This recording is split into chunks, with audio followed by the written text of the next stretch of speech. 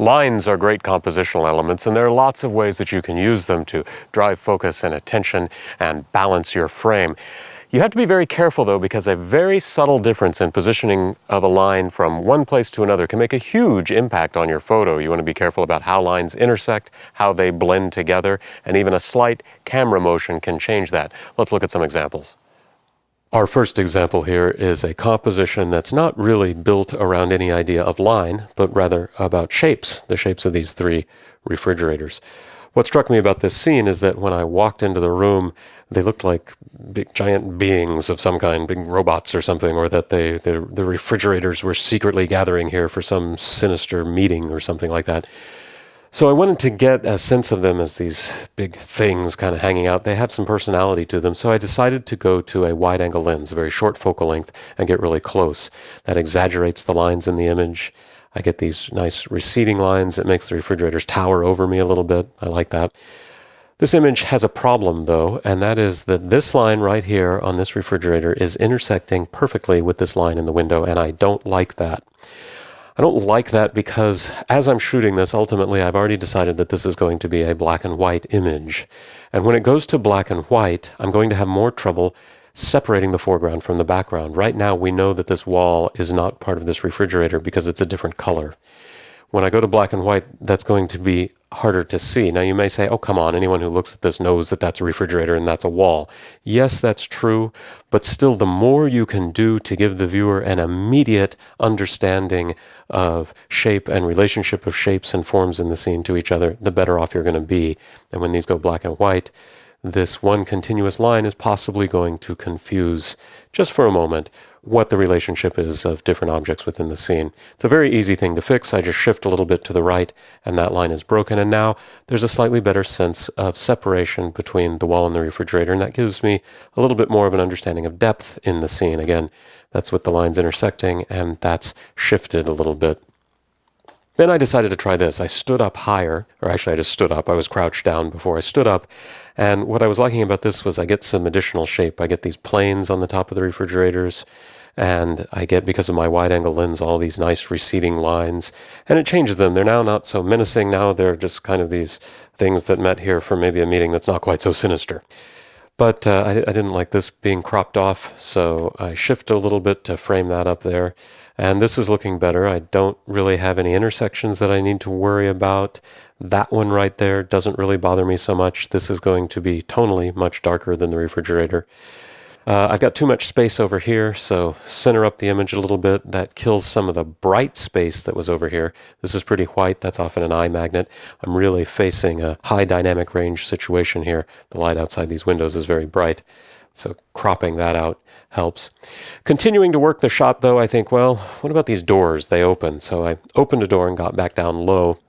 This didn't really work for me because before I had it just about the refrigerators, and now it's like there's this other thing in the scene, which is this big door that, because of my wide-angle lens, is really overpowering the scene. I like the exaggerated lines here, the stretching of the door, but I've lost focus in the image. My eye doesn't really know where to go. So I closed that door and opened the middle one, and that's maybe a little more interesting. I don't know, but I'm back to an intersection problem. This line is now interfering again, so I'm going to shift a little bit to break that up, and that's looking better. And yes, I am thinking about this while I'm shooting. What you're hearing now is my thought process as I'm going through, and I'm not shooting quickly. I'm having to stop and really look at all of these lines in the scene. This intersection here is not so bad because of the brightness. I'm maybe a little worried about that intersection there, but overall, I think that works. Tilt up a little bit to give myself a little more space there and break things up a little bit. So I'm shooting fairly slowly. I've got all the time in the world because these refrigerators aren't going anywhere, obviously. They've been here for quite a while.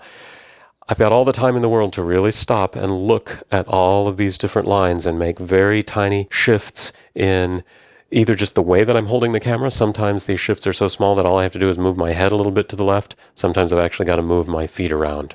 But it's very, very important to pay attention to intersection and relationship of lines in your image. Let's look at another example. Again, this is not built necessarily around lines, although there are strong lines in the image. These big lines of the trees and the mailbox. This was my initial hit on the scene, but I didn't like all of this bright space over here. I was afraid it was an eye magnet. I was afraid it was a little distracting. So I cropped over here, which gets rid of that distracting white bit that was over here and gets my focus more over here, but I just don't like the intersection of the edge of the tree with the edge of the frame.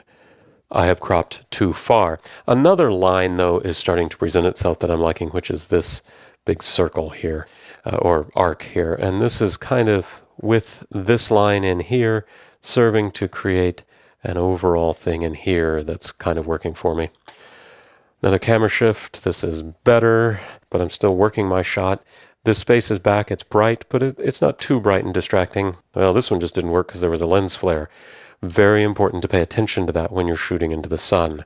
At this point, I needed to either move or shield the lens with my hand. So I come to here, and I'm liking this pretty well. I've tilted down a little bit to break up some of this bright stuff. The tree's not interfering with the edge of the frame.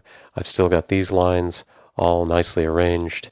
And when I go to black and white, I get this. So again, what we're talking about here is not analysis that I do after the fact. I'm not looking at this going, oh, look, these lines happen to work together.